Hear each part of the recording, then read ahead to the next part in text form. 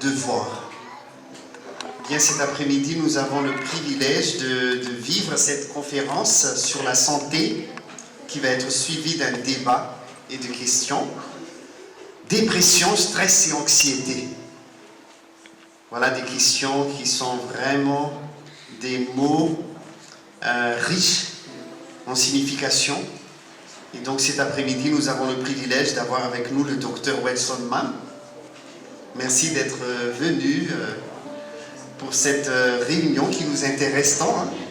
Dépression, stress et anxiété, c'est quelque chose de vraiment actuel et qui nous concerne tous. Et donc, je vous invite à vous préparer pour cela. Et avant d'inviter le docteur Mann avec nous, j'invite aussi la chorale que nous avons invitée pour cet après-midi, la chorale de l'église du Léman, qui va nous interpréter un chant. Et nous allons après écouter le docteur Mann. J'aurai l'occasion de l'introduire encore tout à l'heure avant qu'il prenne la parole. Mais nous allons entendre ce chant qui a pour titre Le vrai bonheur, le vrai bonheur.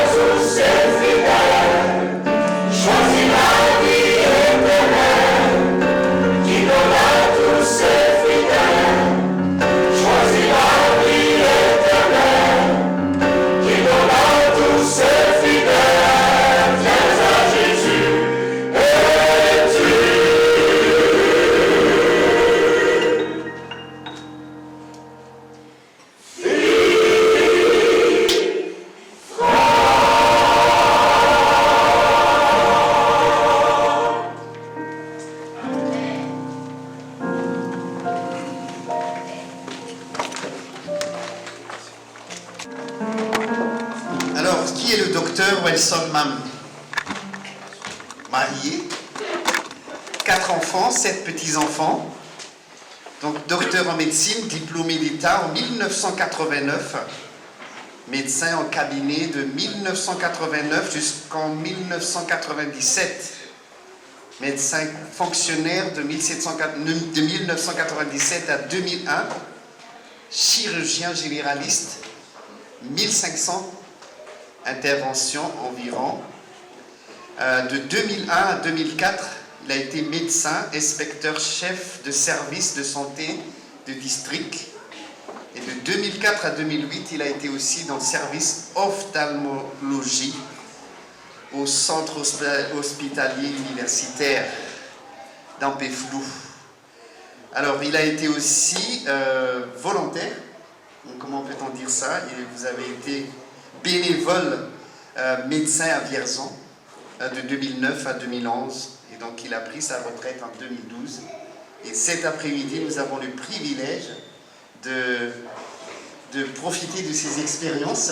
Et il veut bien nous partager tout cela. Il va répondre à des questions qui nous concernent et qui nous intéressent également.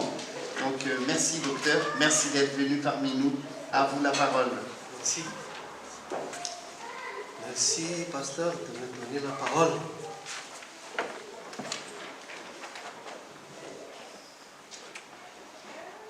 Effectivement, le plan est sur le tableau.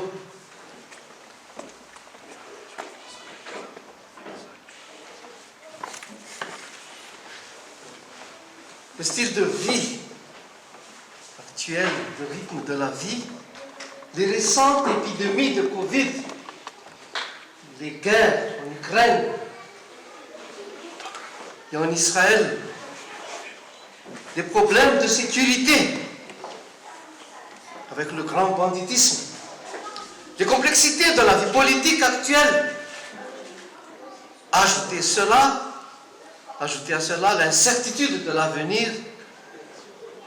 Tout cela est source de stress et d'anxiété pouvant conduire à la dépression que nous allons étudier aujourd'hui.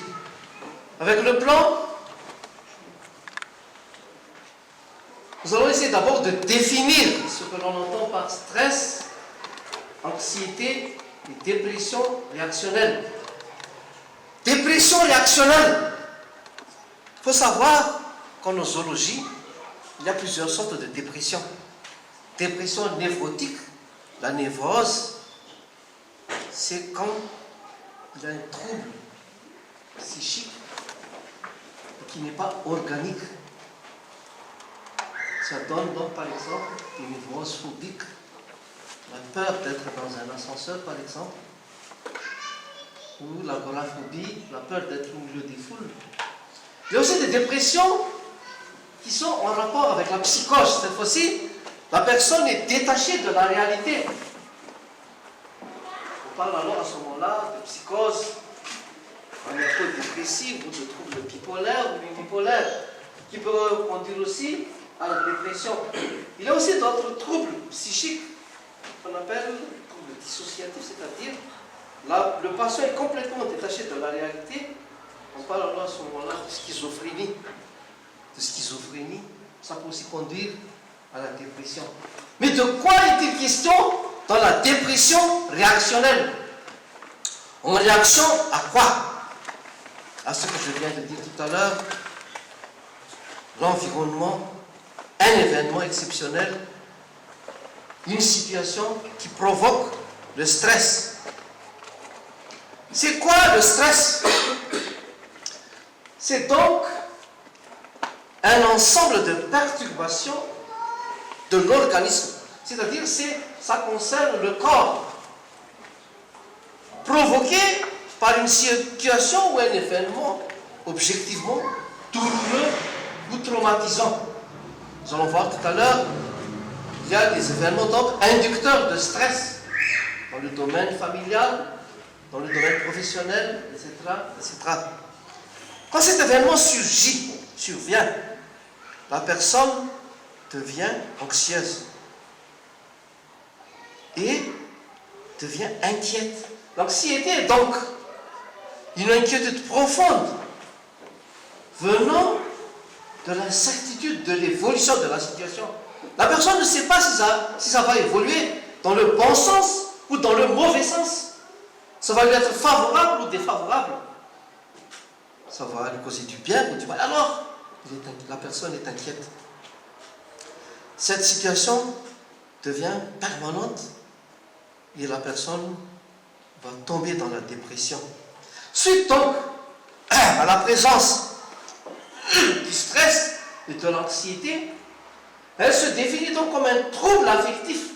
On est dans le domaine thymique, c'est-à-dire dans le domaine de l'affection, manifesté par une souffrance, une tristesse persistante et incontrôlable, accompagnée de troubles psychomoteurs, c'est-à-dire, par exemple, la marche de la personne, la motricité, il y a des troubles. La personne marche lentement. De troubles somatiques, la personne éprouve par exemple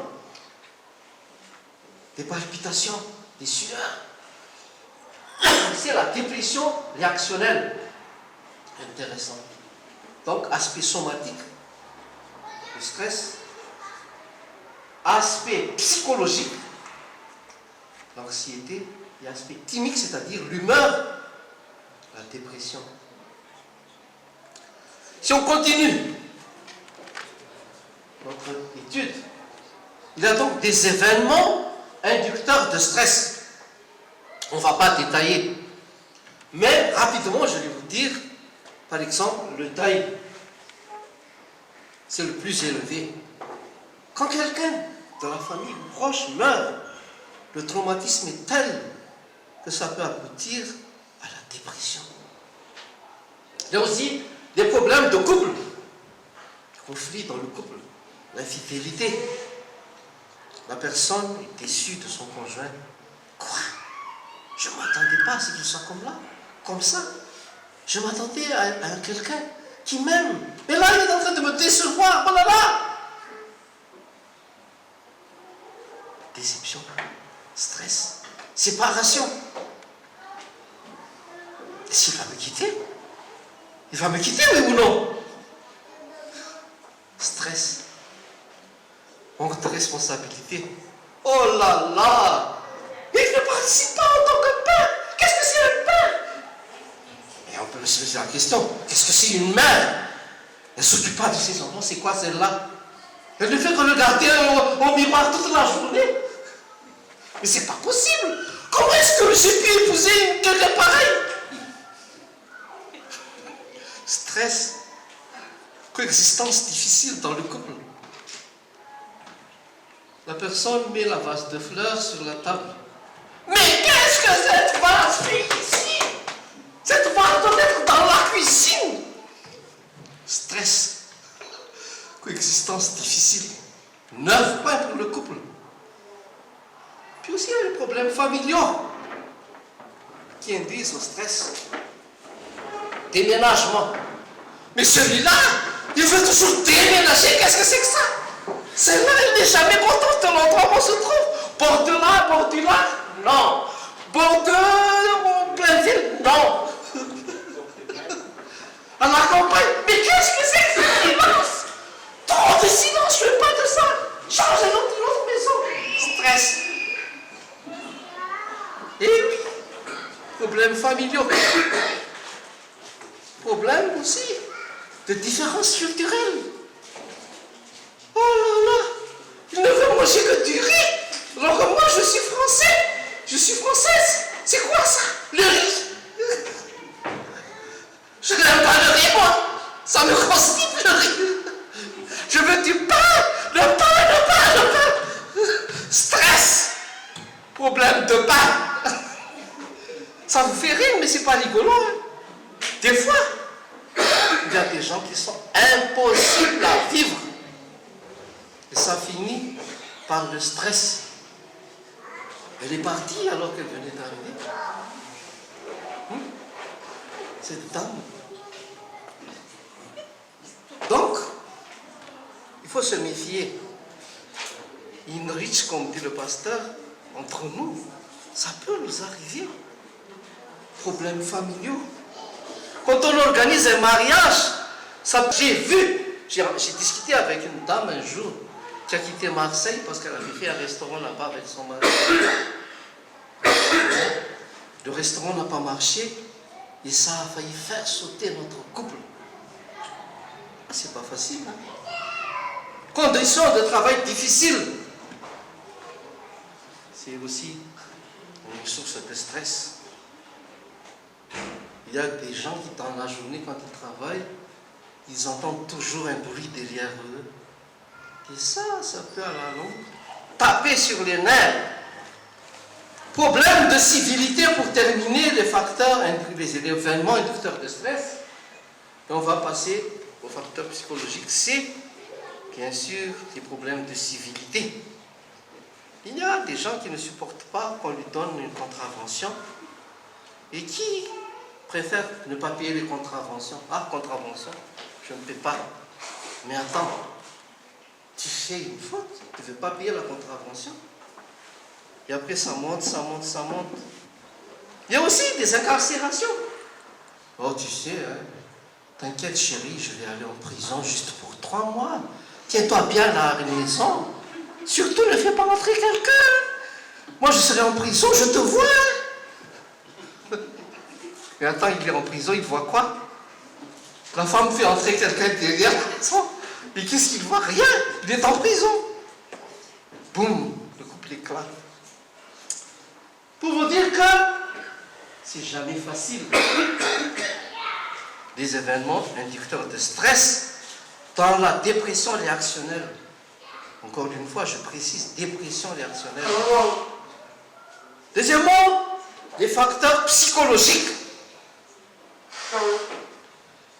En fait, dommage que madame soit partie, mais il y a 3 catégories de personnes. Même si ce n'est pas marqué, je vous l'explique. Il y a d'abord une anxiété normale. C'est normal que dans la vie, on soit anxieux.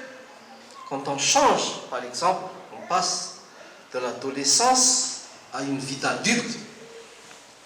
Quand on passe d'une vie d'étudiant à une vie de travailleur, quand on passe d'une vie de travailleur à la retraite, c'est normal qu'on stresse, qu'on est anxieux. Mais pourquoi cette anxiété qui est légitime, qui nous permet de lutter contre les situations difficiles, se transforme en dépression? Parce que il est nécessaire de connaître des bases sur la santé, des styles de vie qui vous protègent de cette anxiété pathologique. Et on recommande pour cela de ne pas négliger les approches spirituelles. À part les anxieux normaux, c'est-à-dire nous tous, nous sommes concernés, il y a quand même les inadaptés sociaux, l'inadapté social qui peut stresser. Réfléchissez bien. Qu'est-ce que c'est un inadapté social? C'est une personne qui attache trop d'importance à ce que les autres pensent d'elle.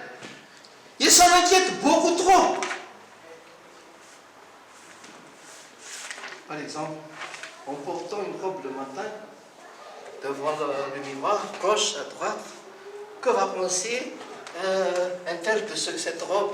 Au lieu de demander à son mari, elle pense, que va penser l'autre de cette robe, même si l'autre ça ne concerne pas. Que va penser ma copine de cette robe?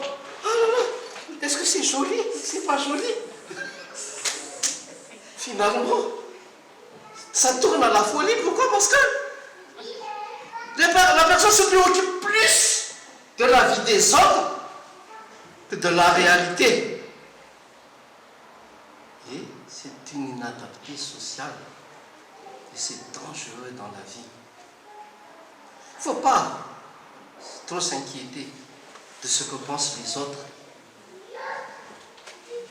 Bon, ça arrive qu'on se pose un peu la question, oh là là, que va penser les gens de ce que je suis? Mais ça, c'est une maladie. Quand vous sortez le matin, pour aller au travail, ne vous préoccupez pas de ce que pense Macron de vous. Il a d'autres chats à fouetter, Macron. Ne vous occupez pas de ce que pense Mélenchon de vous. Mélenchon a d'autres chats à fouetter. Ne vous occupez pas de ce que pense votre belle-mère ou votre belle-sœur. Vous êtes unique au monde. Et vivez votre vie. C'est une clé pour ne pas tomber dans le stress. Oh là là, la fille d'un tel a réussi au bac, la mienne n'a pas réussi, c'est grave. Mais non. Qu'est-ce que vous avez à vous en foutre? Chacun a sa vie. À part l'adapté social, le perfectionniste. La dépression peut venir de l'idéal imposé par la société. En termes de statut social, de biens, surtout en général, voiture, appartement, etc. Ne pouvant accéder à ce but, la personne risque de sombrer dans la déprime. Vous n'allez pas croire que quand nous étions à Bourges, un jeune s'est suicidé parce qu'il a échoué au bac. Pourquoi? La famille lui a mis trop de pression. Il faut que tu ressembles au fils du boulanger. Lui, fils de boulanger, il a réussi au bac. Toi, tu es un vaurien, tu es nul. Il s'est suicidé. Méfiez-vous. Ne transmettez pas à vos enfants cette idée de perfectionniste dans la vie, parce que vous êtes responsable si votre enfant se suicide lors de son échec. Je pense que c'est important ce que je viens de dire, surtout pour nous qui sommes ici, parce que nous avons des enfants à éduquer. Nous avons un environnement à comprendre et nous devons éviter que ces facteurs nous conduisent au stress. Mais il y a des facteurs scientifiques de la dépression réactionnelle, facteurs neurochimiques. Vous savez, le cerveau est une machine incroyable qui reçoit des informations des organes de sens et qui est constitué de neurones. Mais ces neurones, curieusement, ne se touchent pas. Entre eux, il y a un espace nommé synapse qui sépare chaque neurone suivant de l'autre. Et dans cet espace, l'information se transmet par l'intermédiaire de molécules appelées neurotransmetteurs. Un neurotransmetteur, en fait, donc, est une substance chimique produite par l'organisme qui permet aux neurones de transmettre le message nerveux à un autre neurone ou à une autre cellule de l'organisme. Il y a une grande variété de neurotransmetteurs, mais ceux liés à la dépression sont la sérotonine. Chez 30% des dépressifs, on observe une diminution dans le liquide céphalorachidien, c'est-à-dire le LCR, de la substance dérivée de la sérotonine. C'est scientifique. La norépinéphrine aussi et la dopamine, dont les doses diminuent dans le LCR également. Ça ne nous concerne pas effectivement, mais ça concerne les chercheurs, parce que par le système de fluorescence et de dosage chimique, on arrive donc à fabriquer des molécules qui empêchent cette diminution de la sérotonine, de la dopamine et de la norépinéphrine. Donc, les facteurs neurochimiques, c'est surtout pour les chercheurs et les scientifiques. Pour le diagnostic, on recherche des signes. Nous avons parlé tout à l'heure de l'aspect chimique, c'est-à-dire de l'humeur. On recherche d'abord le contexte de stress. Est-ce qu'il y a un contexte de stress? Ensuite, est-ce qu'il y a des signes de dépression réactionnelle. Ça a l'air normal. Mais quand on est devant quelqu'un qui avale 100 comprimés de Nivaquine, il est déjà trop tard. Les troubles neurovégétatifs sont des troubles objectifs, c'est-à-dire la palpitation, le cœur bat trop vite. La personne présente des sueurs, hypersudation. La personne présente des crampes partout, des spasmes. La personne s'essouffle. C'est ce qu'on appelle dyspnée réactionnelle. Ça devient dangereux. Il faut vraiment diagnostiquer le stress. J'espère, avec tout ce que je viens de dire, que vous avez compris ce qu'on appelle le stress, l'anxiété, la dépression réactionnelle dans la vie. Vous êtes des adultes qui s'occupent de vos jeunes, de vos enfants. Attention, méfiez-vous, c'est dangereux. Pour passer au traitement, je vais passer un peu rapidement, vu que la seule personne est partie, je vais quand même pas détailler sur ce point. Mais il faut savoir une chose. Tous les scientifiques du monde entier le disent maintenant. Il faut s'abstenir d'alcool et de drogue pour éviter la dépression. Il ne faut pas abuser de médicaments. Parce que les médicaments ne sont pas faits pour être des aliments. Et pour les aliments, il faut une alimentation variée et équilibrée. Variée, qu'est-ce que ça veut dire? Il ne faut pas toujours manger les mêmes choses à chaque jour qui survient. Aujourd'hui, haricots, demain, haricots, après-demain, haricots. Haricots, finalement, c'est la bombe atomique dans la maison. Il faut une alimentation variée et équilibrée, c'est-à-dire des apports scientifiques de protéines, de glucides, de lipides. Et pour le déprimé, il faut ce qu'on appelle des céréales complètes qui apportent la vitamine B6. Céréales complètes ne veut pas dire du riz matin, du riz soir et du riz midi. Mais les céréales complètes, cela veut dire surtout des céréales variées, au moins 3 céréales dans la journée. Riz, obligatoirement, mais il faut aussi du pain à tous les repas et de l'avoine. Pourquoi je parle d'avoine? Des études scientifiques ont prouvé que l'avoine, l'avena sativa, est le céréale idéal contre la dépression.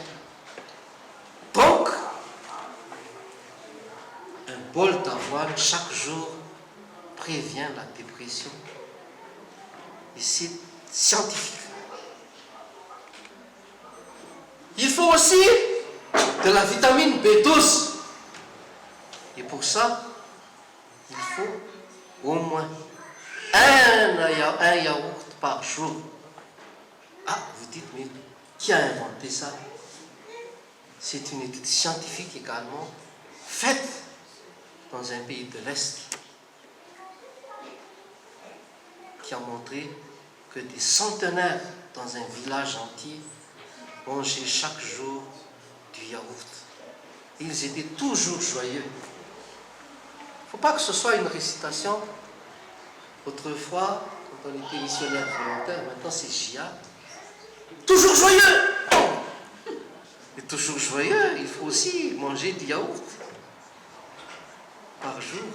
Et ne pas laisser les yaourts décorer le supermarché. Important. Pourquoi parler de la vitamine 9, B9, de l'acide folique? En fait, scientifiquement, il est prouvé qu'un plat de légumes secs, cuits, additionné de noix, favorise l'augmentation du taux d'acide folique. Donc, légumes verts au début du repas, légumes secs après le repas, donc 2 légumes au moins dans la journée. D'habitude, on bâcle le deuxième.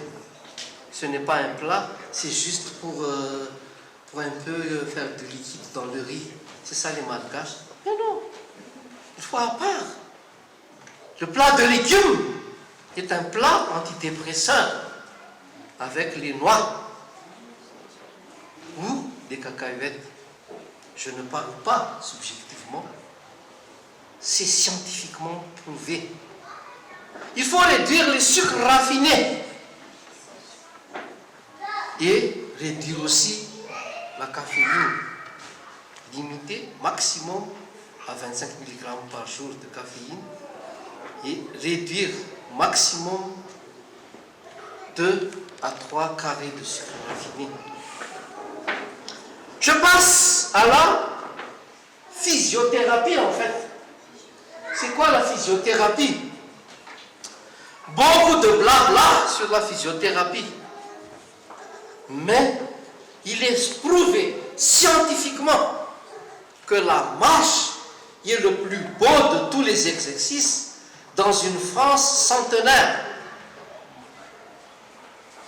Beaucoup de centenaires qui marchent sont dans la joie. Mais ça n'empêche pas des exercices physiques à l'extérieur ou à l'intérieur de la maison.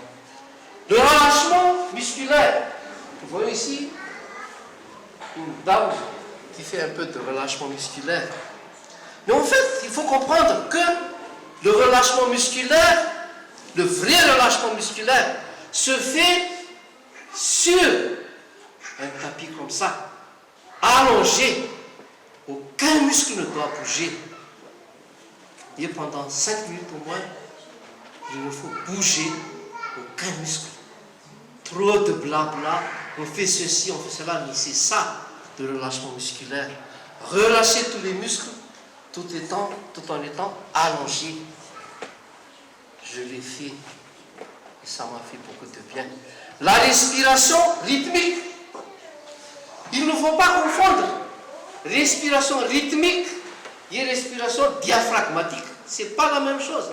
Respiration diaphragmatique, c'est juste faire baisser le diaphragme et gonfler le ventre. Mais le rythme dont on parle ici, c'est le rythme cardiaque. Il y a un scientifique américain, aidé par un scientifique français, a prouvé qu'il faut une égalité entre l'inspiration rythmée par le cœur et l'expiration rythmée par le cœur, mais au milieu, un temps divisé par 2. Par exemple, je dis 4 inspirations, je gonfle l'abdomen. 2 inspirations, je gonfle encore l'abdomen. Et 4,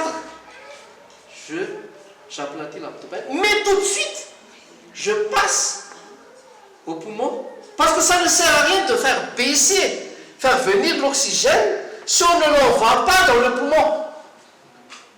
C'est intéressant. Ça a fait de moi un docteur en médecine, je vous l'avoue. Parce que je suis toujours, humilité oblige, je demande pardon à Dieu, j'essaie toujours d'être concentré. Et le livre américain, je l'ai perdu, s'intitule La concentration mentale et la respiration rythmique. Essayez ça chez vous. Quand vous posez vos mains sur le cœur, vous comptez les battements du cœur. Et ce sont les battements du cœur qui vous doivent rythmer l'inspiration et l'expiration. D'accord? À ce moment-là, vous luttez contre la dépression. Moi, j'étais comme vous. J'étais anxieux. Vais-je passer cet examen? Il m'arrivait sur les routes d'Ancas d'être dans la dépression. Si jamais j'échoue, qu'est-ce que je vais devenir? J'étais anxieux. Mais avant de passer Fort du Chêne, descendre vers l'université, je passais. Empêcher la dépression. Pendant cette période de tristesse, il faut au moins 3 jets de chaleur, jets d'eau de chaleur par jour. Ça, c'est l'hydrothérapie. Mais il y a aussi beaucoup de blabla là-dessus. Mais moi, j'ai expérimenté juste la chaleur. L'eau chaude sur la tête, dans le dos où se trouvent les nerfs, et la relaxation musculaire, la respiration rythmique. Et jusqu'à maintenant, je ne me suis pas suicidé. Demain, je ne serai pas. Je ne sais pas. Mais en tout cas, pour le moment, j'ai le moral. Et je remercie Dieu pour ce qu'il m'a donné dans la vie. Personne n'est jamais content sur cette terre. Mais je vous assure, l'esprit d'être reconnaissant envers Dieu, c'est effectivement une psychothérapie. On peut passer à des mesures spécifiques. Mesures spécifiques, ça veut dire qui est spécialement réservé à des spécialistes et à des personnes qui sont déjà considérées comme des malades. Il ne faut pas hésiter à aller chez le psychologue, le psychiatre ou chez le psychiatre pour une thérapie de soutien. Ça, c'est une technique qui est quand même professionnelle et j'avoue que je ne suis pas dans ce domaine. Mais en tout cas, tout ce que je sais, c'est qu'il faut inciter la personne à exprimer les causes de son problème et à l'aider dans ce sens. Trouver ensemble des solutions à ce problème, même simple ou compliqué. Mais la thérapie de soutien de l'entourage est fondamentale. La thérapie de soutien inclut l'entourage du dépressif et doit insister sur le caractère transitoire de la dépression et souligner les efforts pour renforcer l'estime de soi. Lui dire, vous êtes unique. Il n'y a pas un double, un clone ailleurs. Tu as de la valeur. Tu peux tout faire et ne pas laisser la personne dans la dépression. Il faut aussi créer autour du dépressif des groupes d'aide. Il faut aider la personne. Il faut faire des activités de détente ensemble. Chanter ensemble. Danser ensemble. Pourquoi pas? Et dire à la personne, les erreurs sont humaines, mais il faut accepter les réalités.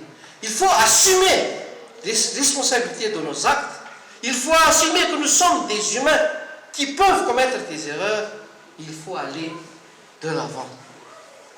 Pour les médicaments, je vous priverai quand même de prescription. Je vais vous dire que les anxiolytiques actuellement sont des inhibiteurs de la recapture de la sérotonine dont je vous ai parlé tout à l'heure. C'est-à-dire, ce sont des médicaments fabriqués scientifiquement. Pour ma part, j'ai eu 4 ans de chirurgie. Et j'avais un infirmier, Georges, qui devait préparer le malade pour l'opération de demain. C'est ce qu'on appelle préparation du malade. Et Georges m'appelle au cas où la personne a besoin de prémédication médicale. Généralement, on utilise une injection de Valium et le lendemain, on opère la personne. Mais des fois, ce n'est pas suffisant. La personne est inquiète, a peur de la mort, et on reporte l'intervention. J'ai aussi l'occasion dans ma vie à Tana de rencontrer une personne dont le mari avait quitté son emploi à la retraite, qui était militaire. J'ai ausculté la personne, palpitation, hypersudation. La personne qui était un membre de la famille, je prescris un anxiolytique, la Tarax. La personne, pendant le traitement présente déjà une guérison. L'atarax, en tout cas, en tant que médecin généraliste, c'est ce que j'ai toujours prescrit. Mais pour prescrire des médicaments anxiolytiques ou antidépresseurs, il faut un bilan complet. Donc, je vous déconseille d'acheter ça à la pharmacie sans avoir consulté le médecin. Mais il y a aussi des mesures moralistes. Qu'est-ce que ça veut dire, mesure moraliste? Je ne vois pas le mot moraliste. Mais, moraliste, cela veut dire, c'est une analyse de la société, des mœurs d'une société, des habitudes acquises dans la société. Par exemple, au niveau de la France, il y a eu la Révolution française. Et depuis la Révolution française, les gens se tournent vers la raison et deviennent de plus en plus athéistes. Mais, je vous conseille quand même la psychothérapie de Dieu, de Boris Cyrulnik. C'est qui ce gars? Boris Cyrulnik est professeur de l'université de Toulon. Il est encore vivant, mais il travaille de moins en moins. Il a 87 ans maintenant. Il a écrit beaucoup de livres. Et une de ses livres s'intitule « La psychothérapie de Dieu ». De quoi est-il question dans ce livre? Pour réveiller un peu ceux qui dorment. L'effet de la croyance en Dieu est bénéfique pour le corps et pour le psychisme, comme le prouve le rétablissement chez les anxieux des sécrétions neurobiologiques et du dysfonctionnement cérébral dès qu'ils sont apaisés. C'est plus précis que ça. Il y a eu des dosages de la sérotonine. Il y a eu des radios du cerveau. Et ce professeur est catégorique. Il n'a pas précisé par contre de quel Dieu il s'agit. Mais il a vu que le Dieu pouvait être aussi le Dieu des incroyants. Il n'a pas spécifié. Il a analysé que ceux qui ne croyaient pas en Dieu finissent par se tourner vers des voyants, des médiums, à force de se détourner de Dieu. C'est lui qui a dit ça. Et je veux vous dire, pour terminer, que pour ma part, je propose la psychothérapie du Dieu des chrétiens. Quelle est l'idée? Boris Cyrulnik a dit, à la page 152 de son livre, les chauffeurs de taxi londoniens, pour obtenir leur licence, doivent parcourir la ville en vélo. Et s'exercer à se représenter les trajets qu'ils auront à faire. Donc, tout le monde s'entraîne à parcourir Londres à vélo si on veut devenir chauffeur de taxi. Il a remarqué que la majorité échouait. Et ceux qui réussissaient aux examens, qui sont-ils? En fait, ceux qui réussissaient aux examens ont fait un travail de réflexion sur les monuments qui caractérisent Londres. Ils symbolisent Londres. Et ces monuments sont le Buckingham Palace, le British Museum, l'abbaye de Westminster.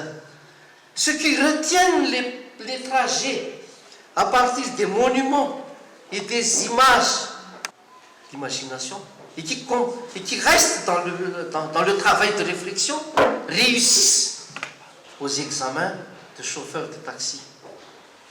Je me suis inspiré un peu de cette idée pour vous parler de la Bible. Si on prend la Bible comme ça, et qu'on n'effectue pas un travail de réflexion sur les représentations de cette Bible, sur les fondamentaux de cette Bible, on ne retient pas la Bible. Et pour ma part, donc, je vous incite à réfléchir sur la Bible. Mais la base de cette réflexion, c'est quoi? Ça, je vous le dis, c'est que Dieu est amour et qu'il vous aime et qu'il n'attend que votre demande pour soulager votre douleur. Mais la Bible contient des représentations, comme les 10 commandements, écrits des doigts de Dieu. Pourquoi? Moïse a précisé, écrit des doigts de Dieu, pour que les hommes se souviennent en voyant les 10 commandements que c'est Dieu qui a écrit sur ces 10 commandements. Dieu existe, il a écrit sur ces 10 commandements. Il ne s'agit pas seulement de rappeler la sortie d'Égypte avec la séparation de la mer Rouge, avec la chute des mannes du ciel, mais il faut retenir les 10 commandements écrits du doigt de Dieu. Il faut aussi, dans la deuxième partie de la Bible, retenir la croix. Nous avons vu ce matin, il n'y a pas d'amour plus grand que donner sa vie sur son ami. Pour délivrer le monde du péché, Dieu a envoyé son Fils mourir sur la croix, porter ce péché. Ça peut vous sembler un peu compliqué, mais il y a 2000 ans, les gens, les contemporains de Jésus, l'ont vu travailler, faire du bien aux hommes, guérir les malades, ressusciter les morts. Et c'est écrit dans la Bible. Ce n'est pas de la fable, ce n'est pas des histoires, c'est la vérité. Et pour terminer, le dernier image, le tabernacle de Dieu. Dans Apocalypse, il est écrit, Apocalypse 21, verset 4, il essuiera toute larme de leurs yeux. C'est un Dieu qui vous aime et qui va soulager toutes vos souffrances. Pourquoi? Ces représentations doivent être écrites parce que Dieu lui-même a dit, tu les écriras sur les portaux de ta maison et sur tes portes. Deutéronome 11, 19 à 20. Maintenant donc, je m'attends à ce que vous me posiez des questions, mesdames et messieurs.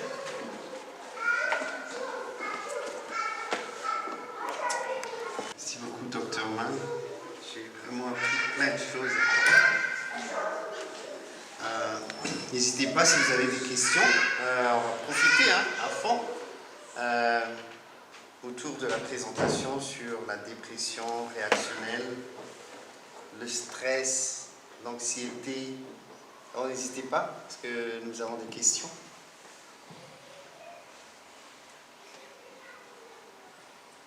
Je vais commencer. On parle beaucoup des hormones sérotonine et dopamine. Ce n'est pas en fait des hormones, ce sont des neurotransmetteurs. Ah, d'accord. Des substances chimiques. En fait, les hormones dans le cerveau sont sécrétées par ce qu'on appelle l'hypophyse. Et l'hormone hypophyse agit sur des systèmes autonomes appelés sympathiques et parasympathiques. C'est autre chose. Ce n'est donc pas cette idée de neurotransmetteur d'une neurone à une autre qui se trouve dans l'espace synaptique. Est-ce que j'ai répondu? Oui. Donc, le problème, c'est donc à cause du manque de ces hormones-là. En fait, ce neurotransmetteur est bloqué quand la personne est en souffrance. Ce neurotransmetteur est comme si elle reste dans une neurone qui est remplie. La neurone, au lieu de passer dans l'espace suivant, des synapses, c'est ce qu'on appelle la recapture de la sérotonine. Donc ça n'arrive pas dans tout le cerveau, ça n'arrive pas dans le système nerveux, et donc la personne est triste à cause de ça. Et c'est scientifique aussi. Voilà, je ne sais pas si vous avez des questions encore, parce que je pense qu'il y a des choses qui nous concernent aujourd'hui. Hein. J'ai fait un peu de blague, j'avoue, pour un peu, comme ce matin on m'a dit, on n'avait pas trop l'habitude de me voir trop concentré, oui. Quelle est la première maladie que le stress et l'anxiété peuvent induire? La première maladie, Oui.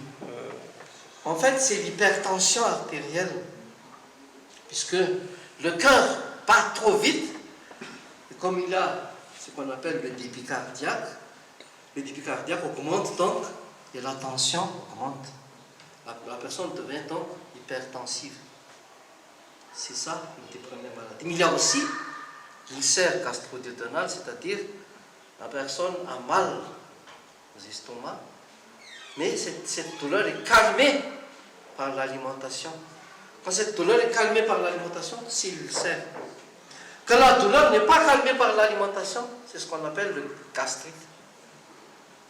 Mais il y a aussi ce qu'on appelle les spasmes. Les spasmes, ça peut concerner les muscles, spasmes musculaires, donc crampes. Ça peut concerner aussi d'autres organes, comme le cœur aussi peut présenter des spasmes cardiaques, donc douleur, pointe de côté. La personne a mal, mais n'est pas malade du cœur. Donc c'était le spasme. Si la personne souffre du cœur, qu'elle présente des pathologies cardiaques, par exemple comme une ischémie ou un infarctus, là c'est autre chose. Mais la personne n'a rien à l'ECG, alors qu'elle présente des douleurs cardiaques, ça c'est le stress. Oui. C'est pas le moment de dormir, hein. C'est pas encore fini. Tout d'abord, je vous remercie pour l'explication, mais il y a une question qui mijote dans ma tête devant un médecin comme vous, parce que il y a des médecins qui mettent de côté la présence de Dieu et des médecins comme vous, par exemple. Là, vous avez conclu en quelque sorte votre explication par la coopération avec Dieu. Et je crois que toutes les maladies que vous avez citées tout à l'heure ont pour origine l'oubli de Dieu. Car Dieu est le seul connaisseur de tout ce qui nous concerne, de la tête aux pieds.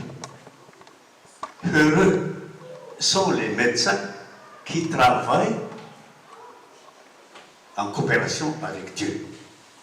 Et voilà pourquoi je vous remercie tout particulièrement à ce sujet. Et ma question, c'est ceci.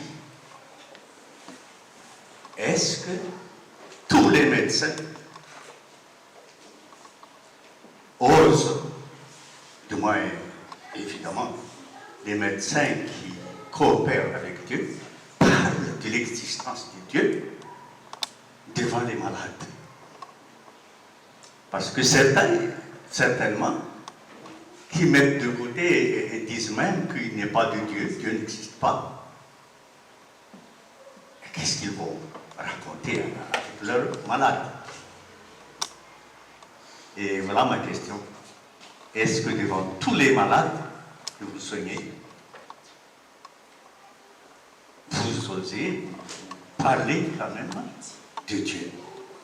Parce que là, c'est, pour moi, personnellement, c'est l'unique raison de toutes ces maladies, l'oubli de Dieu.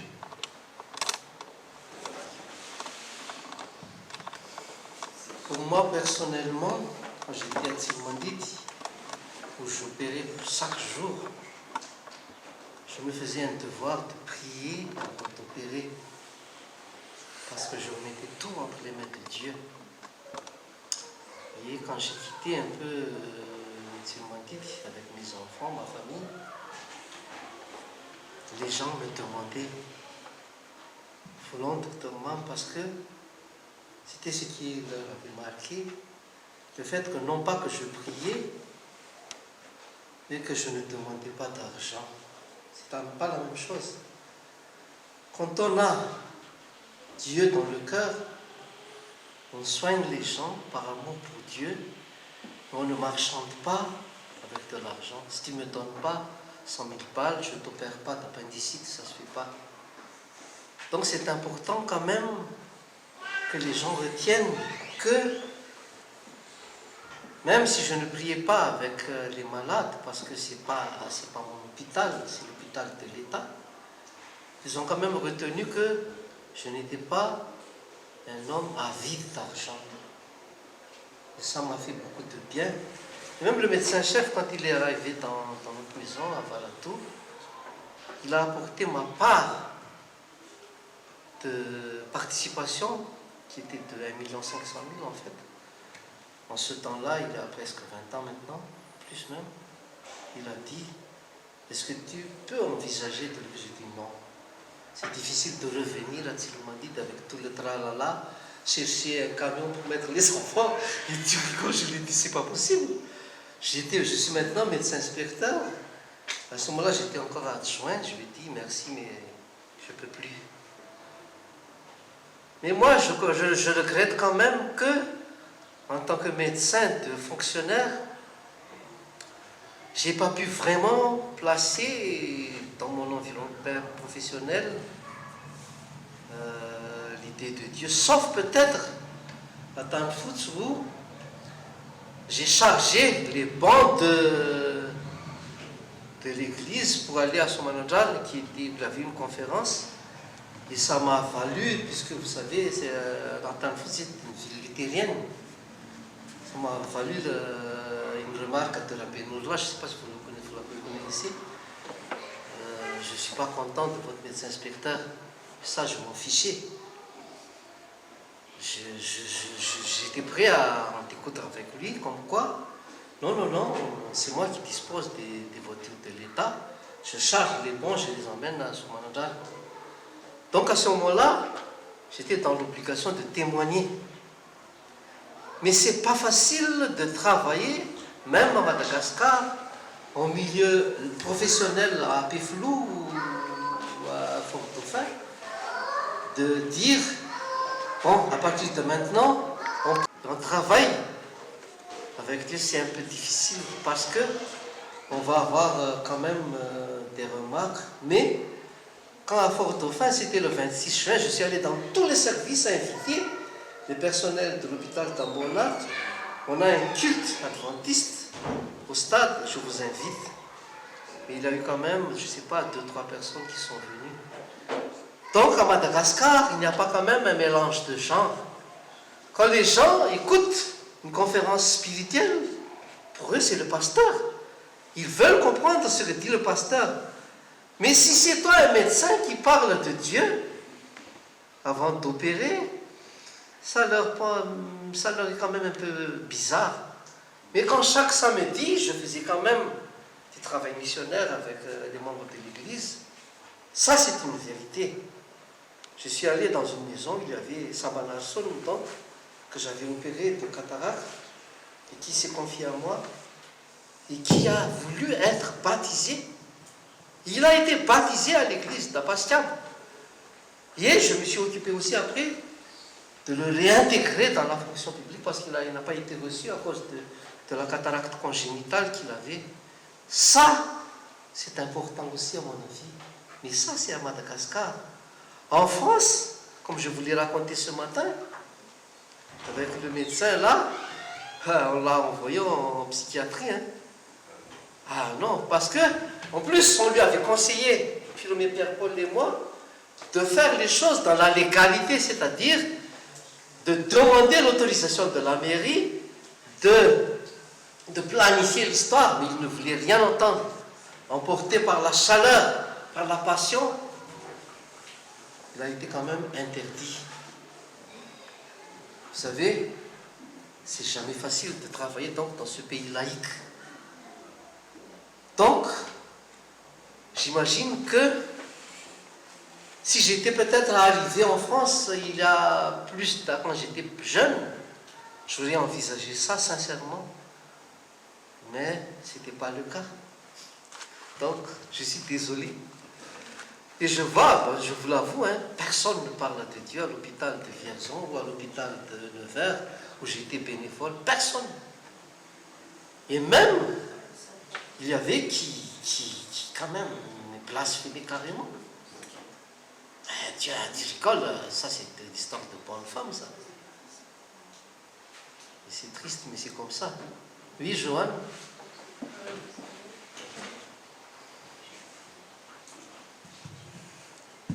Moi, j'ai une vision différente un peu de la dépression, du stress et de l'anxiété, parce que selon moi, il faut approcher le truc de manière positive. Enfin, je veux dire, plutôt que d'insister sur dépression, stress, anxiété, pourquoi on ne va pas plus faire dominer la joie, le bonheur, la bienveillance, tout ce qui est positif en fait. Et ça, c'est une approche de Dieu aussi, de Jésus, qui était là. Il voyait un lépreux, il n'a pas parlé de la lèpre et tout ça. Tout de suite, il a guéri. Il faut en fait, je pense, penser positivement. Dans un monde où on a déjà beaucoup de problèmes, de dépression, de stress, les gens peut-être n'ont pas forcément envie d'entendre sur ça, mais peut-être de parler plus de la joie, plus de fêtes, je sais pas, des chants, des choses joyeuses. Je sais pas, c'est une idée, après. Je ne suis pas contre, mais on parle ici de situations assez spéciales quand même. Ça n'exclut pas que dans la société, dans notre environnement, nous proposons des rencontres joyeuses. Pourquoi pas? Et nous, dans ce contexte où l'on parle, il y a aussi, d'après Boris Cyrulnik, l'aspect éducation. C'est-à-dire, généralement, les parents ne s'attendent pas à ce que leurs enfants tombent dans la dépression. Ça peut arriver en dehors de la vision de l'existence des parents. Donc, c'est vrai que prioriser dans la société des manifestations de joie, c'est ce que propose l'État. L'État laïque. Il a même un proverbe né dans la Révolution française. Amuser le peuple, il oubliera ses malheurs. C'est ce que Fiandre a dit. Donc, danser, c'est bien, mais il faut aussi penser qu'il y a la vie tout court. C'est-à-dire, on n'est pas tout le temps en train de danser, on est en train d'étudier comment réussir, comment passer l'examen, comment passer l'étape de la grossesse, comment passer l'étape de la naissance, comment passer l'étape du je ne sais pas trop quoi. Je vous laisse énumérer ce que nous avons dit tout à l'heure. D'accord? On n'est donc pas contradictoire, on se complète. C'est ce que je veux dire. Est-ce que ça va, Joanne? Oui? Merci beaucoup de donner la parole. Et merci encore infiniment pour votre intervention. Ma question consiste à notre position en tant que chrétien par rapport au psychologue. Parce que dans une expérience de ma vie, j'étais confrontée un jour à l'hôpital, donc il y avait un accident de nickel, et puis on m'avait imposé d'avoir un psychologue. Et donc moi, sur le coup, j'ai dit, moi je ne veux pas de psychologue, je veux pas. C'est l'idée de raconter ma vie et tout ce qui se passe à quelqu'un d'autre qui m'énervait à l'époque. Donc j'ai dit, non, je ne veux pas de psychologue, mais de toute façon, et puis la dame, l'assistante du professeur m'a dit, mais vous en avez vraiment besoin, madame, parce qu'il faut quand même que vous vous déchargez de ce que vous ne supportez pas. Et puis j'ai dit, mais j'ai déjà un psychologue en fait. Et là, ils m'ont demandé, quel est le nom de votre psychologue? Et là, j'ai dit, comme ça, c'est Jésus, mon psychologue. Parce que je lui raconte tout. Et ils m'ont regardé, ils m'ont tous regardé, même le professeur, j'ai vu dans leur regard qu'ils sont en train de juger que je suis dingue, je suis un peu malade mentale. À tel point, ils m'ont dit, vous savez, madame, que si vous ne suivez pas un psychologue, nous, on vous propose un autre psychologue, parce que ça, ça c'est de votre côté, mais on vous propose un psychologue, sinon vous risquez de perdre vos enfants. J'avais niqué avec Grace à l'époque et j'étais séparée de papa. Et donc je dis, mais moi, franchement, je n'ai pas besoin de psychologue, j'ai déjà Jésus, je le partage tout et tout. Et à quel point ils m'ont envoyé des gens pour superviser, pour surveiller notre vie. Est-ce que j'ai toujours ma tête est-ce que ma tête fonctionne encore bien? Donc c'est là ma question en fait, parce que nous, on traverse quand même des épreuves. Nous, les chrétiens, est-ce qu'on a vraiment besoin d'un psychologue? Parce que la plupart, je connais pas mal de gens qui viennent voir des psychologues et malheureusement, je connais des psychologues qui sont un peu... Donc, c'est là ma question. Quelle est notre position par rapport à cela? Merci.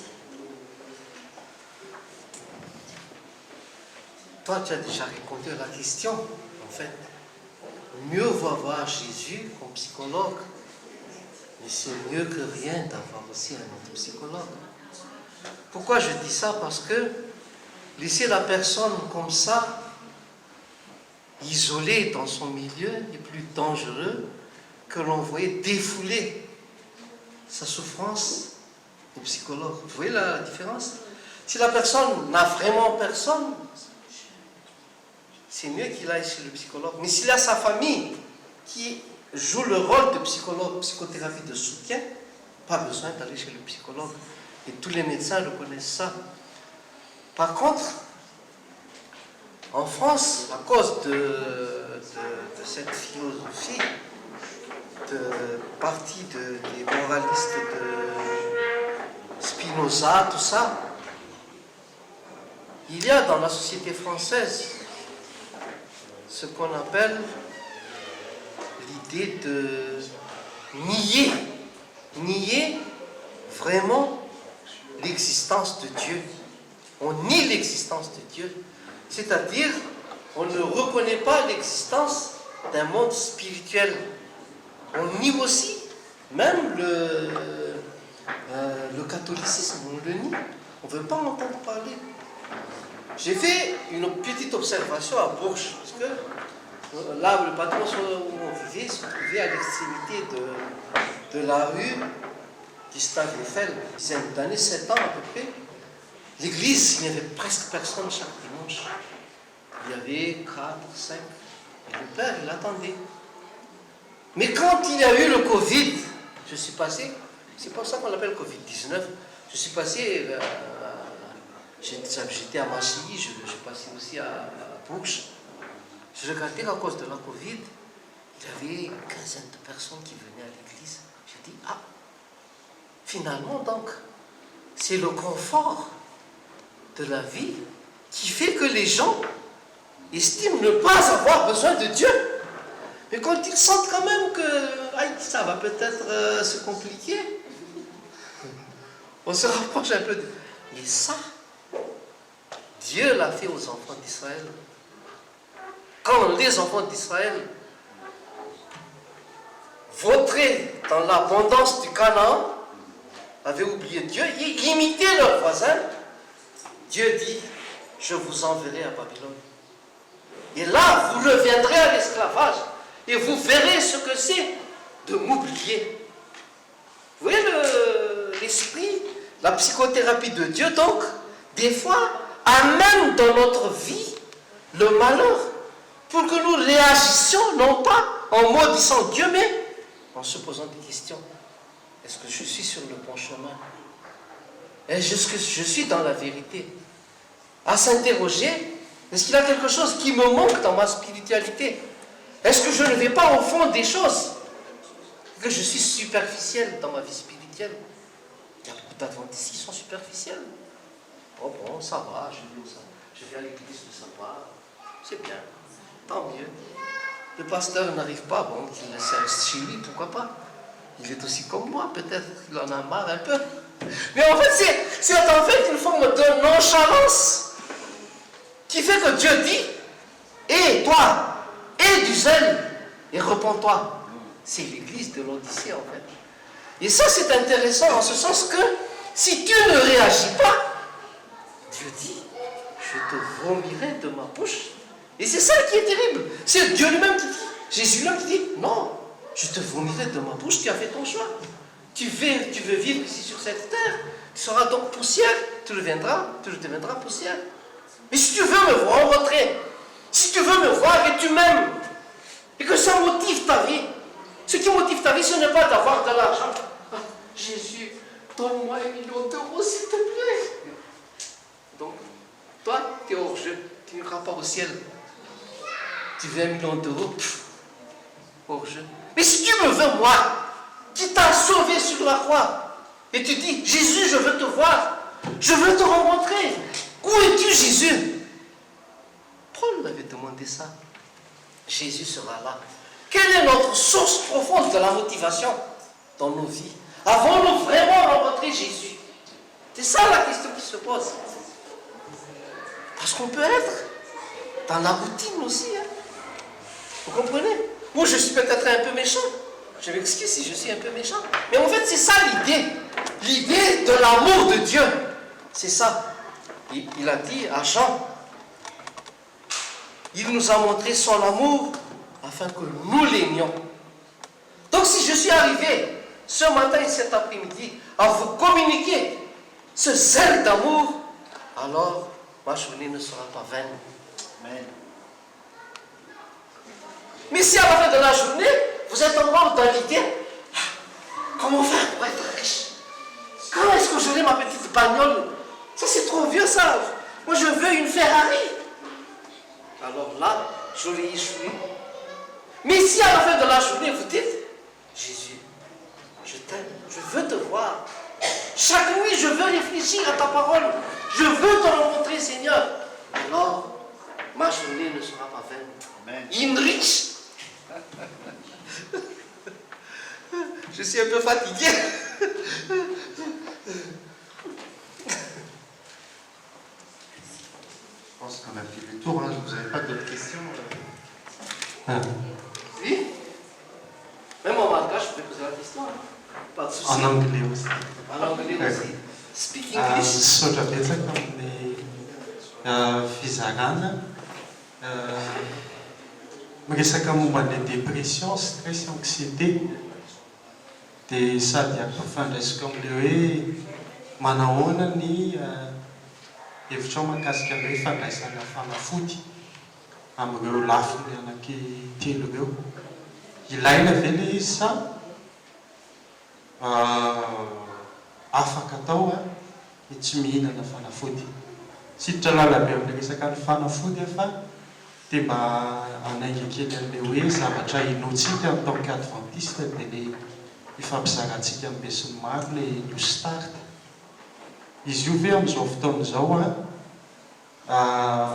ahoana ny fandraisanao anazy? Atao akilabao ve izy io sa tena zavatra tokony iainana tokoa?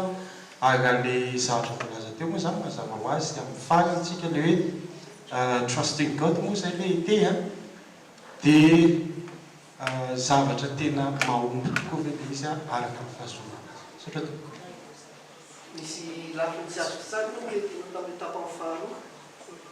Fifaliana. Le New Start. New Start. Ah, New Start. Ah bon. D'accord. En fait, ilaina ve fanafody. Za aloha dia nitsabo olona tany Mahamasina. Avy teo hoe efa nitsabo amin'ny fony aho. Dada afaka fahalianao amin'ny teny frantsay Oui. En fait, quand j'étais à Tana, je vous l'avais dit tout à l'heure, j'avais soigné une femme avec la tarax. C'était mon médicament préféré pour l'anxiété. Et ça a marché, mais ça doit être limité. Il ne faut pas tout le temps continuer, sinon la personne va devenir folle. Ici, l'effet inverse. Le New Start, en fait, l'idée de cette conférence est venue du New Start, en fait. Puisque, en New Start, il y a ce qu'on appelle Trust in God, confiance en Dieu. Et quand on fait l'expo santé, on parle du soleil, du bienfait de l'eau, etc. Mais il manquait la conférence sur la confiance en Dieu.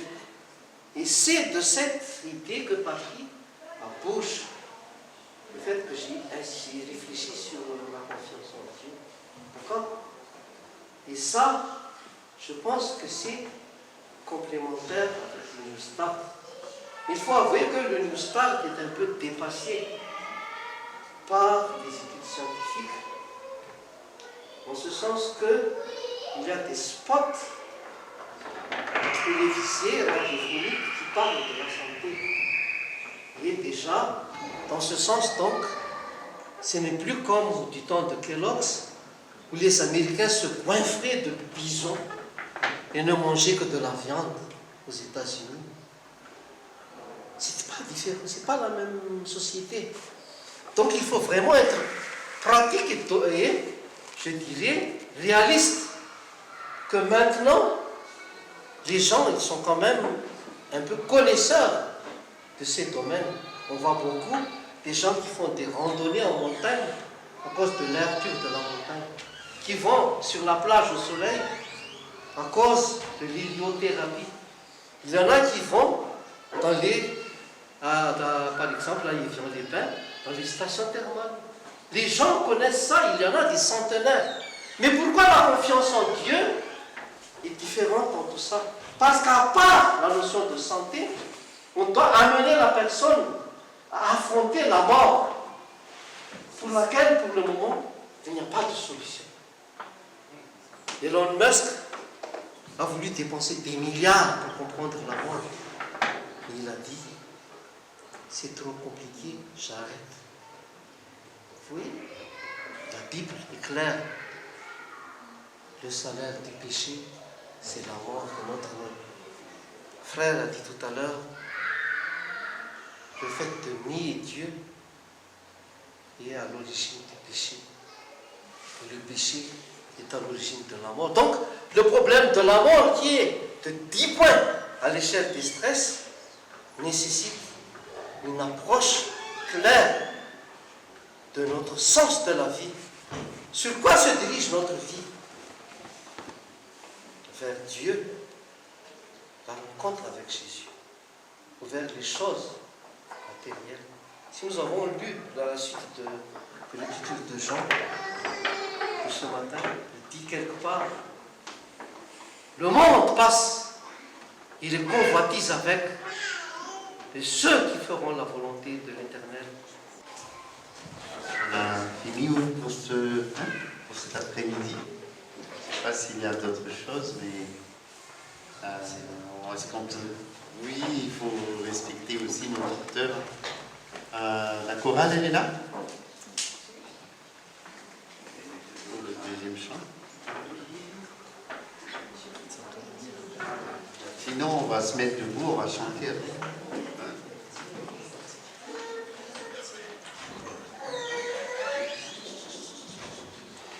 Et on va peut-être dans la chorale, là. La chorale.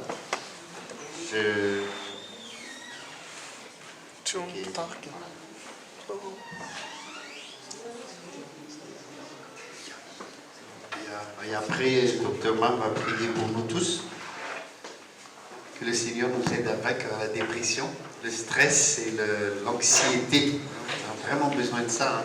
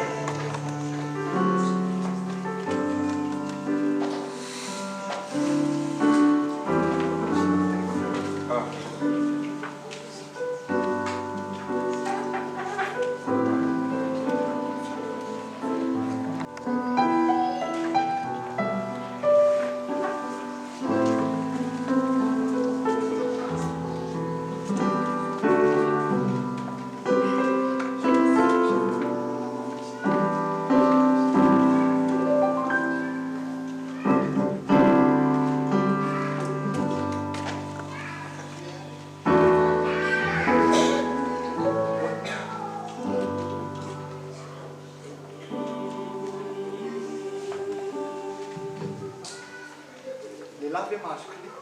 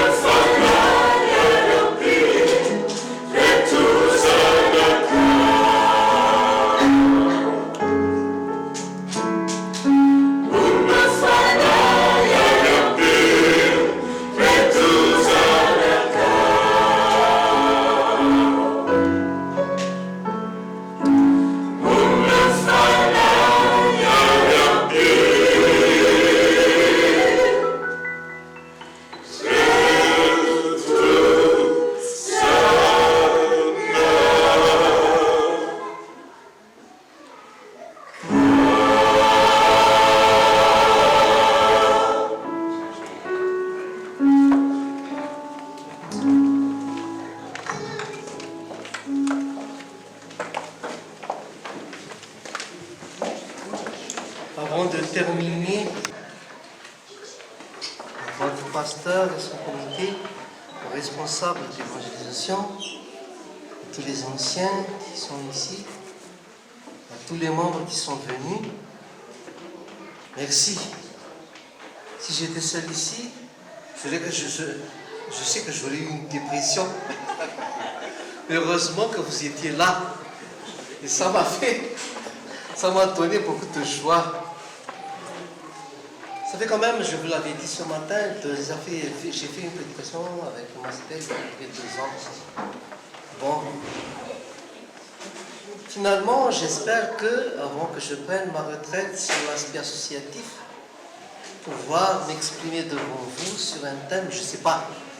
Je pose la question, si ça vous a intéressé, vous devez me proposer des sujets. Et je traiterai de bon cœur avec vous un après-midi sur la santé ou même une journée. Si vous êtes partie prenante, je le ferai avec joie. En tout cas, merci du fond du cœur et je vous demande maintenant de vous lever pour la prière finale.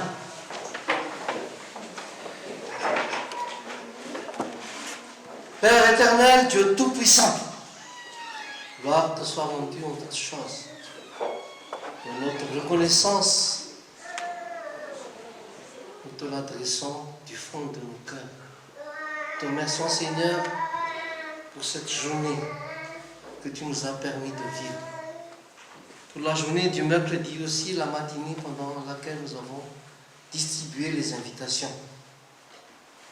Il y avait effectivement une dame qui est entrée et Dieu, toi seul sais pourquoi elle est repartie.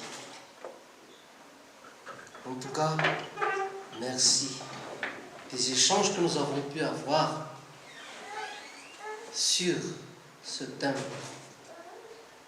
Merci Seigneur de nous avoir fait comprendre depuis ce matin que les motivations profondes de notre cœur soient l'amour pour toi Jésus, et uniquement l'amour, et seulement l'amour. Que d'autres choses soient éloignées de notre cœur, que ce soit l'orgueil de ce monde, les désirs de ce monde de richesse, d'opulence, de présomption, d'orgueil, que tout soit enlevé de notre cœur. Amen. Et qu'à compter de ce jour, nous ne voyons que toi, Seigneur. Amen. Toi sur la croix, mourant pour nous. Toi, le Fils de Dieu, qui a ressuscité les morts, qui a guéri tous les malades, qui a transformé l'eau en vin, qui a marché sur le lac. Toi, Seigneur Jésus, mets en nous l'amour pour toi dans nos vies. Nous te demandons une seule chose, que ton Saint-Esprit nous accompagne dans nos vies, nous guide sur le chemin de la vérité, de cette vérité qui est toi, Seigneur Jésus, qui est le chemin, la vérité et la vie.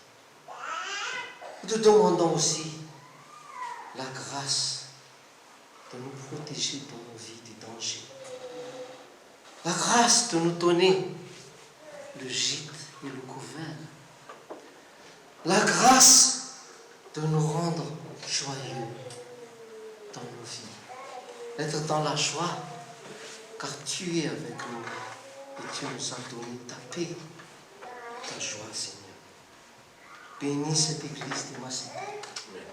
Bénis chaque membre et que tous, vraiment, se préparent à ta rencontre et que notre Christ soit cet après-midi. Maranatha! Amen. Amen. Amen.